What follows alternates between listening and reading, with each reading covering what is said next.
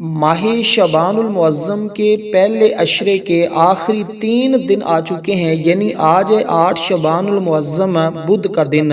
9 شعبان المعظم جمعرات کا دن، 10 شعبان المعظم جمعۃ المبارک کا دن۔ کہتے ہیں جب کبھی ایسا ہو کہ پہلے عشرے کے آخری 3 دن یہ والے دن آ جائیں تو پھر انا اعطیناک الکوثر کا یہ عمل کیا جاتا ہے، کیونکہ ایسا صدیوں بعد ہوتا ہے۔ پھر بندہ جو عمل کر لیتا ہے اس کو ماہ شعبان المعظم کے پورے مہینے کی اللہ برکتیں عطا فرما دیتا ہے، کیونکہ ان 3 دنوں میں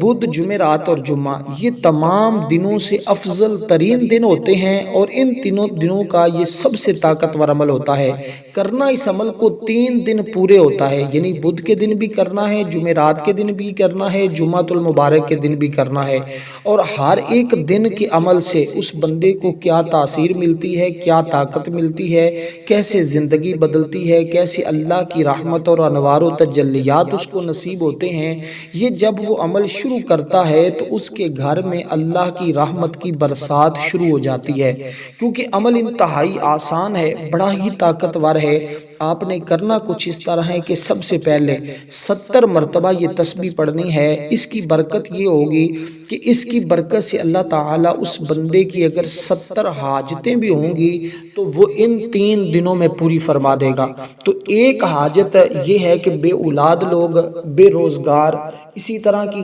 70 حاجتیں بھی ہوں تو اس عمل کی برکت سے پوری ہو جاتی ہیں۔ اس لیے یہ عمل چھوڑنے والا نہیں ہے، یہ موقع بار بار نہیں ملتا۔ جیسے میں نے عرض کیا ہے کہ ایسا برسوں بعد نصیب ہوتا ہے کہ ماہ شعبان المعظم کے پہلے 3 دن، یعنی پہلے عشرے کے آخری 3 دنوں میں بدھ، جمعرات اور جمعہ کا دن آ جانا، کیونکہ یہ تینوں دن ہی اپنی عظمت کے اعتبار سے آج پہلے دن کے عمل سے تمہارے سارے کام سیدھے ہو جائیں گے، اور کل جب عمل آپ کریں گے تو اللہ کے انوار و تجلیات اور تو اس کی رحمتیں اور تمہارا گھر رزق سے بھر جائے گا۔ تیسرے دن میں جو بھی تمہاری چھوٹی بڑی حاجت اور مشکل ہوگی اللہ پاک اپنے فضل سے، رحمت سے حل فرما دے گا۔ تو اس لیے یہ عمل انتہائی طاقتور ہے، اور کہتے ہیں کہ یہ عمل کرنے والا شخص کی ہر قسم کی رکاوٹ، اور بعض لوگوں نے تو یہاں تک لکھا ہے کہ اس کی تقدیر بدل جاتی ہے، اس کا مقدر سنور جاتا ہے۔ دیکھیں اسلامی مہینے کے اندر 3 عشرے ہوتے ہیں، 10 دن جو پہلے ہوتے ہیں اس کو پہلا عشرہ کہا جاتا ہے، دوسرے 10 دنوں کو دوسرا عشرہ کہا جاتا ہے، آخری کو تیسرا عشرہ کہا جاتا ہے۔ اسی طرح رمضان المبارک کا مہینہ، یعنی یہ جو عشرے تقسیم ہوتے ہیں 10 دنوں کا ایک عشرہ ہوتا ہے۔ تو آپ اس ترتیب کے ساتھ سمجھ لیں کہ اس کے آخری جو 3 دن ہے یہ کتنے مبارک ہیں۔ پھر جو صورت آپ عمل کر رہے ہیں جس صورت کا، اس صورت کی آیات بھی 3 ہی ہیں، تو یہ 3 آیات والا 3 دن کا عمل، اور پھر اس میں ماہ شعبان المعظم کے اس بابرکت مہینے میں اگر موقع مل جائے تو کہتے ہیں سارے کام چھوڑ کر بھی یہ کرنا پڑے تو اس عمل کو ضرور کر لینا چاہیے، کیونکہ یہ عمل آپ نے کرنا کچھ اس طرح ہے کہ جو تسبیح میں آپ کو عرض کرنے لگا ہوں، جو صورتیں آپ کو بتانے لگا ہوں، اس کے ذریعے ایک تو گناہوں کی معافی مل جاتی ہے، ایک رزق میں وسعت آتی ہے، برکت اور کثرت دونوں چیزیں۔ اس کے ساتھ کہا کہ دعا میں اثر اور تاثیر پیدا ہوتی ہے۔ بعض نے لکھا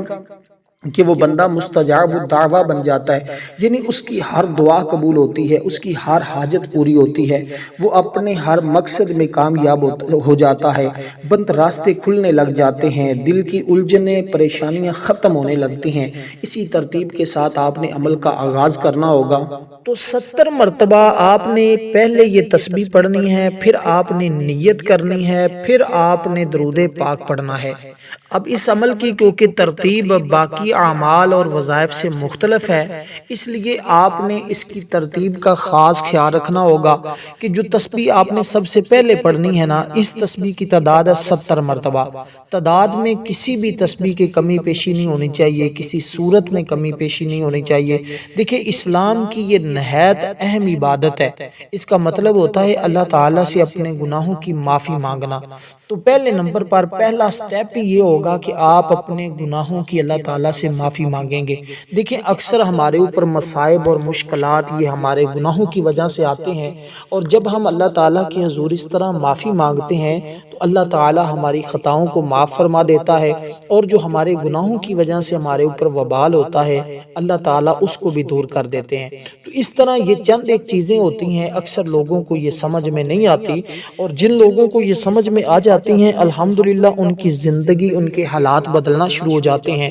تو اب آپ نے اس ترتیب کے ساتھ کرنا کیا ہوگا کہ پہلے نمبر پر دیکھیں، یہ وہ عبادت جس کے بارے میں اللہ تعالیٰ نے خود قرآن مجید میں ارشاد فرمایا ہے، فرمایا کہ اپنے رب سے معافی مانگو، بے شک وہ بڑا ہی بخشنے والا ہے۔ نبی علیہ السلام کی سنت مبارکہ بھی ہے۔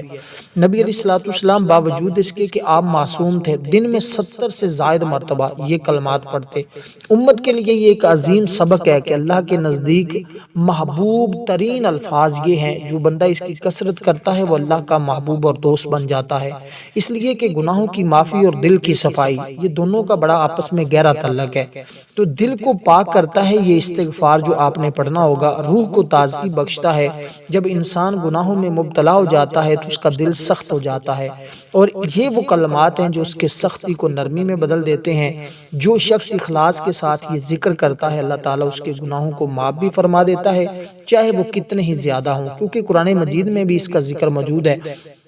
اور ہمارے بزرگان دین نے تو اکثر ہی یہی پڑھنے کے لیے بتایا ہے۔ تو آپ نے پڑھنا کیا ہے؟ فقط اتنے سے الفاظ ہیں، استغفر اللہ، استغفر اللہ، اے اللہ میرے گناہوں کو معاف فرما، اس کا یہ مطلب ہے۔ تو آپ نے اس ترتیب کے ساتھ جب اس تسبیح کو آپ نے مکمل پڑھ لیا، اس کے بعد اب آپ نے درود پاک پڑھنا ہے۔ درود پاک کی تعداد ہے صرف اور صرف 3 مرتبہ، 3 مرتبہ شروع میں، 3 مرتبہ آخر میں۔ لیکن یہ تسبیح پڑھنے کے بعد اب آپ نے نیت کرنی ہے۔ یہ تسبیح پڑھنے سے پہلے جو نیت کی وہ اپنے گناہوں کی معافی کی، جو بھی ہم سے گناہ ہوئے ہیں، جو آپ کو یاد ہیں، یاد نہیں ہیں، جانے میں انجانے میں جتنی بھی غلطیاں اور خطائیں ہو چکی ہیں، پہلے ہم نے ان کا تصور کیا تو اس کی ہم نے معافی طلب کر لی۔ اس کے بعد پھر ہم نے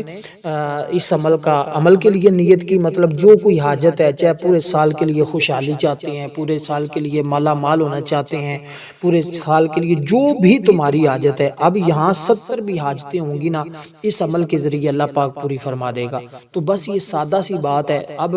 چاہے کوئی مقروض ہے تو قرضے کی نیت کر لے، اگر بے اولاد ہے تو اولاد کی نیت کر لے، بے روزگار ہے تو روزگار کی نیت کر لے، بے گھر ہے تو گھر کی نیت کر لے، مطلب جو بھی شادی نہیں ہو رہی تو شادی کی نیت کر لے، امتحان میں کامیابی نہیں مل رہی تو اس کی نیت کر لے، جاب نہیں ہے تو اس کی نیت کر لے۔ مطلب یہ ہے کہ اگر اس طرح کی 70 بھی حاجتیں ہیں نا تو وہ 70 کی ایک ساتھ بھی نیت کر سکتا ہے۔ یہ اتنا کمال کا عمل ہے، لیکن اس کے لیے بات وہی ہے کہ کرنا 3 دن مکمل ہے۔ آپ نے ایسا نہیں کرنا کہ ایک دن عمل کیا پھر چھوڑ دیا، تو پھر آپ اس عمل کی وہ برکتیں نہیں حاصل کر پائیں گے جو در حقیقت اس عمل سے آپ سب کو ملنے والی ہیں۔ دیکھیں یہ جو ماہ شعبان المعظم کا مہینہ ہے نا، یہ مہینہ باقی مہینوں سے ایک الگ حیثیت رکھتا ہے، کیونکہ اس کا تعلق آقا علیہ الصلوۃ والسلام کی ذات کے ساتھ ہے۔ دیکھیں شب برات میں باقاعدہ طور پر اس مہینے میں 15 یعنی کہ جب 15 تاریخ ہوتی ہے نا شعبان کی تو شب برات ہوتی ہے، اور شب برات کی ایک اپنی فضیلت ہے، اور یہ مہینہ کیونکہ عظمت اور فضیلت کے اعتبار سے اس میں بندوں کا رزق لکھا جاتا ہے، بندوں کی عمریں لکھی جاتی ہیں، بیماریاں، شفائیں، سب کچھ لکھا جاتا ہے۔ میرے آقا نے یہ بھی بات ارشاد فرمائی حدیث مبارکہ میں ہے کہ جو بندہ شعبان المعظم کے مہینے میں جس نے اس مہینے کی، وہ بندہ بڑا خوش نصیب ہے جس نے اس کی تعظیم کی، اللہ تعالیٰ سے ڈرا، رب ذوالجلال کی اطاعت کی، اپنے آپ کو معصیت سے روکے رکھا، اللہ تعالیٰ اس کے گناہوں کو بخش دے گا، اور اس سال آنے والی ہر قسم کی مصائب اور بیماریوں سے بھی اللہ پاک اس کو محفوظ کر دے گا، تو اس کا دل کبھی نہیں مرے گا۔ تو اس لیے یہ دن بڑے ہی عظمت والے دن ہیں، یہ بڑے ہی رحمت والے دن ہیں، کیونکہ ماہ رجب کا مہینہ، ماہ شعبان اور ماہ رمضان، یہ 3 مہینے جو آپس میں ملے ہوئے ہیں نا، ان کا بڑا گہرا تعلق ہے، کیونکہ یہ عظمت کے اعتبار سے، فضیلت کے اعتبار سے ان مہینوں جیسی شاید کسی اور مہینے کو فضیلت اور برکت حاصل نہیں ہے۔ لیکن اس میں چند لوگ ایسے بھی ہیں جن کی تمام کچھ کرنے کے باوجود بخشش نہیں ہوتی۔ اگر اس میں سے کوئی آپ کے اندر خامی موجود ہے، اس لیے ہم نے سب سے پہلے اس کا طریقہ اللہ والوں نے بتایا ہے، صوفیاء نے، کہ سب سے پہلے آپ استغفار کر لیں تاکہ اللہ پاک سے توبہ کر لیں، پھر آپ جب یہ عمل کریں تو آپ کو عمل کے اندر کامیابی مل جائے۔ تو اب اس کے بعد آپ نے قرآن کریم کی درود پاک آپ نے پڑھا، اور اس مہینے میں ویسے بھی درود پاک پڑھنا یہ ایک الگ مقام اور درجہ رکھتا ہے، تو اللہ تعالیٰ کی رحمت کے 99 دروازے اس بندے کے لیے کھل جاتے ہیں۔ یعنی حضرت ابو ہریرہ رضی اللہ تعالیٰ عنہ بیان کرتے ہیں، نبی علیہ السلام نے فرمایا کہ اللہ تعالیٰ نے رحمت کے 100 اجزاء بنائے ہیں، ان میں سے 99 حصے اپنے پاس روکے ہیں اور زمین میں صرف ایک حصے کو نازل کیا ہے، جس کی وجہ سے مخلوق آپس میں ایک دوسرے پر رحم اور مہربانی کرتی ہے، یہاں تک کہ چپائے جو ہیں وہ بھی اپنے بچے سے خور کو اٹھا لیتے ہیں، کہیں اس کی وجہ سے کوئی تکلیف نہ ہو۔ امام مسلم کی روایت بھی اللہ تعالیٰ نے رحمت کے ان 100 حصوں میں سے 99 حصے اپنے پاس روکے ہیں اور ان کو مؤخر کیا ہے، اور قیامت کے دن وہ اپنے بندوں پر وہ 99 جو اس کے پاس اپنی رحمت کے ہیں وہ اللہ تعالیٰ قیامت کے دن اپنے بندوں پر نازل فرمائے گا۔ اس لیے اب آپ نے کرنا کچھ اس طرح ہے کہ اب آپ نے جب درود پاک پڑھ لیا، عمل کی ترتیب اور طریقہ کار کو اس ترتیب کے ساتھ سمجھ لیا، تو پھر آپ نے اسی ترتیب اور تعداد کے مطابق پڑھتے جانا ہے۔ اب درود پاک اس سے پہلے 70 مرتبہ تسبیح پڑھنے کے بعد اب آپ نے درود پاک پڑھ لیا، اس سے پہلے نیت کر لی مقصد کی، اب آپ نے قرآن کریم کی یہ عظیم سورت پڑھنی ہے۔ اس سورت کا نام ہے سورت اخلاص، اور اس سورت کو سورت توحید بھی کہا جاتا ہے، کیونکہ اس سورت کا ایک الگ مرتبہ اور ایک الگ مقام ہے، اور اتنا گہرا مقام ہے اس کا اور اتنا گہرا تعلق ہے اس سورت کا کہ جب آپ اس سورہ مبارکہ کو پڑھیں گے تو آپ کو خود پتہ چلے گا کہ واقعی آج کے دن اور 3 دن مسلسل اس سورت کا عمل کرنا یہ آپ کو اللہ تعالیٰ کی بارگاہ سے کون سا درجہ عطا کروا سکتا ہے۔ دیکھیں ہر ایک سورت کا اپنا مقام ہوتا ہے، اپنی فضیلت ہوتی ہے، لیکن یہ جو سورت ہے جس کے ساتھ آپ اس عمل کا آغاز بھی کر رہے ہیں، آغاز تو آپ نے کر دیا ہے وہ تسبیح پڑھنے کے ساتھ، لیکن یہ عمل اور اس سورت کو جب آپ اس تعداد کے برابر پڑھتے ہیں نا، اس کی تعداد دیکھیں، اللہ تعالیٰ آپ کے لیے جنت میں گھر تیار کر دیتا ہے۔ اور جس بندے کے لیے جنت میں گھر تیار ہو جائے، دنیا تو اس کی کتنی پرسکون ہو جاتی ہے،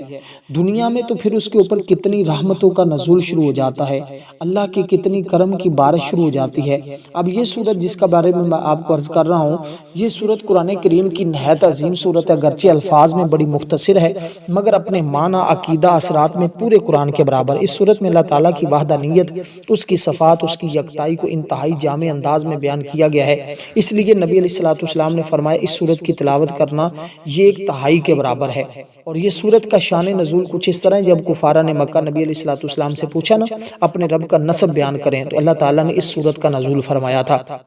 جس میں اللہ تعالیٰ کی ذات کو ہر عیب، شرک اور کمزوری سے پاک قرار دیا گیا۔ یعنی اس کا مطلب ہے اللہ تعالیٰ ایک ہے، وہ بے نیاز ہے، اس کی نہ کوئی اولاد ہے، نہ وہ کسی کی اولاد ہے، نہ اس جیسا کوئی ہے۔ یہی تو ہمارا عقیدہ ہے، یہی تو ہمارا ایمان ہے، اور جس نے اپنے ایمان کو اس طرح مضبوط کر لیا وہ کامیاب ہو گیا۔ اب اس سورہ مبارکہ کو ہر بار بسم اللہ الرحمن الرحیم کے ساتھ آپ نے پڑھنا ہے، یعنی یوں پڑھنا ہے، بسم اللہ الرحمن الرحیم، قل هو اللہ احد اللہ الصمد لم یلد ولم یولد ولم یکن لہ کفوا احد۔ اس طرح آپ نے اس سورہ مبارکہ کی تلاوت کریں۔ دیکھیں نبی علیہ السلام کا عمل کہ حضور علیہ السلام اس سورت سے بے حد محبت کرتے تھے۔ ایک صحابی بھی نماز میں اس سورت مبارکہ کی تلاوت کرتے تو میرے آقا نے فرمایا کہ تم اس سورت کی کیوں تلاوت کرتے ہو؟ حضور کی بارگاہ میں اس کی شکایت کی نا کہ یا رسول اللہ یہ صحابی ہر نماز میں اس سورت کی تلاوت کرتا ہے۔ حضور نے پوچھا، اس نے کہا یا رسول اللہ مجھے اس سورت سے بڑی محبت ہے۔ حضور نے فرمایا بس یہ محبت تمہاری تمہیں جنت میں لے جائے گی۔ تو اس لیے میرے آقا کا یہ فرمان ہے کہ جو 10 بار پڑھے اللہ تعالیٰ اس کے لیے جنت میں ایک گھر بنائے گا، جو 20 بار پڑھے 2 گھر۔ تو آج جو تعداد آپ نے اس کی تعداد میں پڑھنی ہے، آپ نے اس کو 21 بار پڑھنا ہے۔ تو یہ کیونکہ آج کے 2 اور 1 کو جمع کریں تو بنتا ہے 3۔ تو اسی طرح یہ 3 کا عدد بھی موجود ہے۔ اس سے پہلے یہ جو عمل ہے یہ کیونکہ ان دنوں کا بڑا خاص اور بڑا اہم عمل ہے، تو پھر ہم نے اس کی ترتیب اور اس کے طریقہ کار اور اس کی تعداد کا دیکھیں، جو تعداد والے اعمال ہوتے ہیں نا وہ بڑے ہی مجرب ہوتے ہیں، وہ اتنے طاقتور ہوتے ہیں اور اتنا کمال درجے کے ہوتے ہیں کہ جب بندہ کو پڑھتا ہے نا، دیکھیں شیطان سے اللہ تعالیٰ حفاظت فرماتا ہے، بری نظر سے حفاظت ہو جاتی ہے، رزق میں برکت اور کثرت آتی ہے، فکر و فاقہ، تنگیاں، لڑائیاں ختم ہو جاتی ہیں، رحمت کا نزول ہوتا ہے، اور یہ صورت ہمیں بہت کچھ سکھا کر جاتی ہے۔ عبادت کرتی ہے، اس کے ذریعے اللہ ہمیں بتا رہا ہے کہ عبادت صرف میری ذات کے لیے ہے، اللہ کے لیے عبادت کی جائے، عمل ہم کریں تو اللہ کی رضا کے لیے کریں، اللہ کو راضی کرنے کے لیے کریں۔ کہتے ہیں جب عمل کے اندر اس صورت کو پڑھا لیا جاتا ہے نا تو وہ عمل اللہ کی بارگاہ میں مقبول ہو جاتا ہے، کیونکہ امید صرف اللہ سے رکھی جاتی ہے نا، دنیا اور آخرت میں کامیابی ملتی ہے، اور یہ ہمیں درست عقیدہ ہی جنت میں جانے کا راستہ ہے، ورنہ جو لوگوں کے عقیدے خراب ہو جاتے ہیں وہ دنیا میں بھی ذلیل ہوتے ہیں، آخرت میں بھی ذلیل ہوتے ہیں۔ میرے آقا نے تو یہاں تک فرمایا کہ تم اس صورت کو اپنے بچوں کو بھی یاد کرواؤ تاکہ ان کی زندگیاں بھی بدلے۔ علماء کا قول ہے، امام احمد بن حنبل کتنے بڑے بزرگ ہیں، فرماتے جس دل میں یہ صورت ہونا اللہ تعالیٰ اس دل میں ہوتا ہے۔ اب جس دل میں خدا ہو وہ کتنا دل مبارک ہوتا ہے۔ کہتے ہیں سورت قرآن کی روح ہے، اور اگر دیکھیں آپ دیکھیں انسان ہے نا، انسان کے اندر ایک روح ہے، ایک جسم ہے، ایک روح ہے، اگر روح نہ ہو تو انسان کیا ہے، بیکار، ختم۔ اور اسی طرح فرمایا کہ یہ قرآن کریم کی روح ہے، جب آپ اس روح کو پڑھتے ہیں تو آپ کی روح مضبوط ہوتی ہے، جو اسے سمجھ کر پڑھتا ہے وہ دراصل توحید کے سمندر میں داخل ہو جاتا ہے۔ یہ سورت بندے کو ہر طرح کی مشکلات سے بچا لیتی ہے، جنت کے قریب کر دیتی ہے، اللہ کے قریب کر دیتی ہے۔ اس لیے آپ نے اس سورہ مبارکہ کی تلاوت بالکل اسی ترتیب کے ساتھ پڑھنی ہوگی جو ترتیب میں آپ کو عرض کر رہا ہوں۔ اب آپ نے اس سورہ مبارکہ کو جو چیزیں اس کے اندر میں نے اب اس کے بعد جو سورت آپ نے پڑھنی ہے وہ سورت بھی بڑی اہم اور بڑی ہی قیمتی سورت ہے، اور اس سورت کی تو کئی مرتبہ آپ نے فضیلت سنی ہے، کئی مرتبہ میں نے بیان کی ہے۔ اس کے مختلف اعمال تقریباً ہر عمل کے اندر ہی ماہ شعبان کے مہینے میں اس کو بتایا جا رہا ہوتا ہے، اور اس کے مختلف اعمال اور وظائف ہوتے ہیں، کیونکہ اس سورت کی ایک اپنی الگ شان ہوتی ہے، کیونکہ سورت قرآن کریم کی مختصر ہے، مگر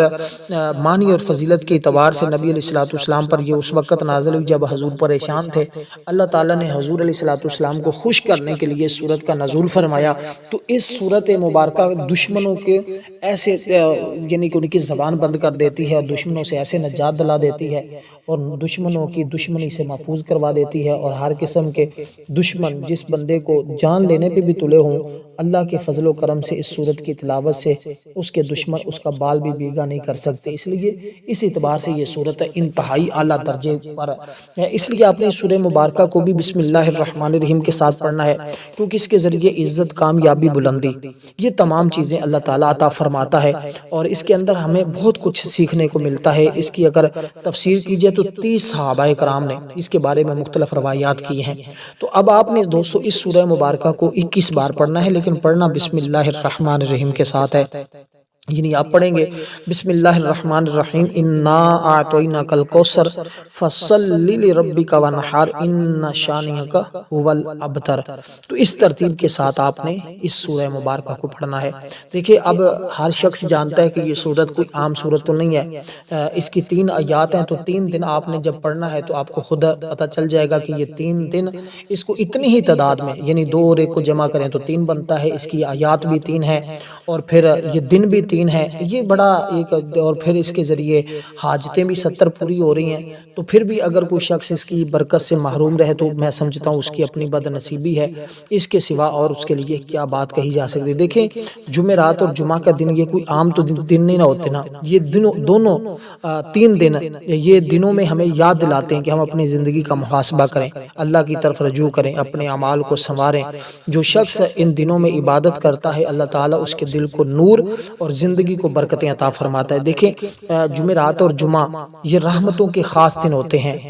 ان دنوں کو غفلت میں ضائع نہیں کرنا چاہیے، بلکہ نماز، دعا، ذکر، درود کے ذریعے اللہ تعالیٰ کی رضا حاصل کرنی چاہیے۔ تو جمعرات کی رات کی اپنی فضیلت ہوتی ہے، جمعہ کے دن کی اپنی فضیلت ہوتی ہے۔ تو اعمال کیونکہ جمعرات کے دن اللہ کی بارگاہ میں پیش کیے جاتے ہیں، جب آج ہم عمل کریں گے بدھ کے دن، تو آگے جمعرات کے دن جب ہمارے اعمال اللہ کی بارگاہ میں پیش کیے جائیں گے تو اس میں سورت بھی ہوگی، اس میں استغفار بھی ہوگا، اس میں دعا بھی ہوگی، اس میں شفا بھی، اس میں سب کچھ ہوگا۔ تو اس لیے نبی علیہ السلام اکثر جمعرات کے دن کا روزہ رکھتے تھے، اس وجہ سے تاکہ میرا نامہ اعمال جب اللہ کی بارگاہ میں پیش ہو تو اس حال میں پیش ہو کہ میں روزے کے ساتھ ہوں۔ تو جو لوگوں کو اللہ تعالیٰ نے توفیق دی ہے، تو دن تو بڑے مبارک دن ہے، چھوٹے چھوٹے دن ہے، سردی کا نہ پیاس کا خطرہ نہ دیگر چیزوں کا، تو جس کے لیے آسانی ہو وہ ضرور روزہ رکھنے کی بھی کوشش کرے۔ تو دوستو اب کیونکہ یہ دن آپ کو پتہ ہی ہے کہ کتنے عظمتوں والے ہیں، تو اس لیے اسلام میں ہفتے کے دنوں میں ان دنوں کو خاص اہمیت ہے۔ یہ دن عبادت، دعا، ذکر الہی اور اللہ تعالیٰ کے قریب ہونے کے بہترین مواقع ہیں۔ تو ان دنوں میں ہمیں عبادت کا اجر عام دنوں کے مقابلے میں بہت زیادہ ملتا ہے۔ پھر ماہ شعبان المعظم کا مہینہ ہو، پھر اس کا پہلا عشرہ ہو، اور پہلے عشرے کے پھر یہ 3 دن ہوں، تو پھر ہمیں تو ہر حال میں جو ہے وہ اپنے مصروفیات کو کم کر کے یا مصروفیات کو ترک بھی کرنا پڑے، تو یہ ہمارے لیے اہم ہے کہ ہم اپنی پھر دیکھیں دنیا کے جس کونے میں بھی ہیں، جہاں کہیں بھی ہیں آپ، ضروری نہیں کہ یہاں جو پاکستان میں رہتے ہیں وہی عمل کو کریں، دوسرے نہ کریں، جہاں کہیں بھی آپ اس وقت موجود ہیں، بس یہ چند منٹ لگتے ہیں پورا عمل پڑھتے ہوئے، تو آپ اس عمل کو پڑھیں گے تو آپ کو خود اندازہ ہو جائے گا کہ واقعی یہ عمل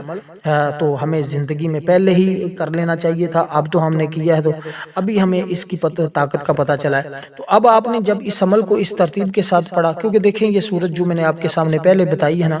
تو اس کی اور اس کی تعداد میں کوئی فرق نہیں ہے۔ اب اس کے بعد جو تسبیحات آپ کو بتائی جا رہی ہیں، دیکھیں شبان المعظم کا جو حرف ہے نا، شبان، لفظ شبان، اس کے اندر 5 حرف ہیں،